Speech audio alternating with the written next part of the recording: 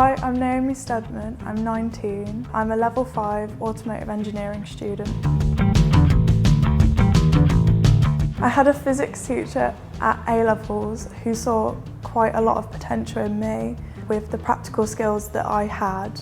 And even though I was slightly lacking in the theoretical knowledge and the mathematics skills that I needed, he decided to take me on through my A-levels and managed to get me all the way to here.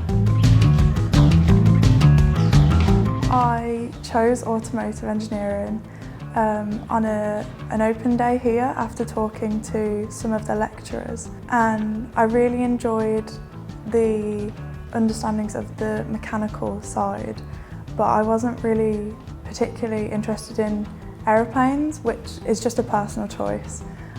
It's a brilliant thing here, but I sort of was suggested to look into the automotive industry and into cars and things like that, and engines. And so I chose automotive. Engineering is important to me because when you walk around, when you look around, everything that you see, your mobile phone, your TV, your laptop, your car, the medicines you take, everything has had a part in being created and improved on and designed, and that is all the things that makes engineering. So you wouldn't be able to have those things without engineering. My inspiration is my granddad. He's called Ernest Banks. He used to be an electrical engineer, and he used to install certain pieces of equipment, and he started trained off as a carpenter, and he really inspired me to be able to make things with my hands and be proud of the things that I make with my hands. We used to build a lot of things together in his garage or in his shed, and he's just a true inspiration to keep going in the engineering field.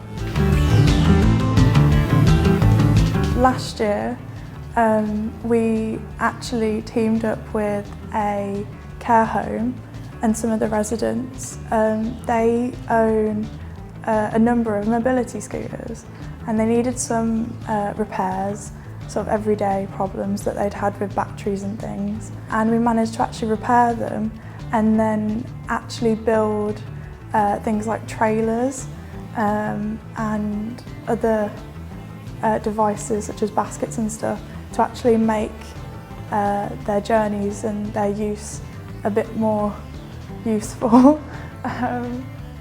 So it was being able to actually use my skills that I've learned throughout my course and apply them to actually help people.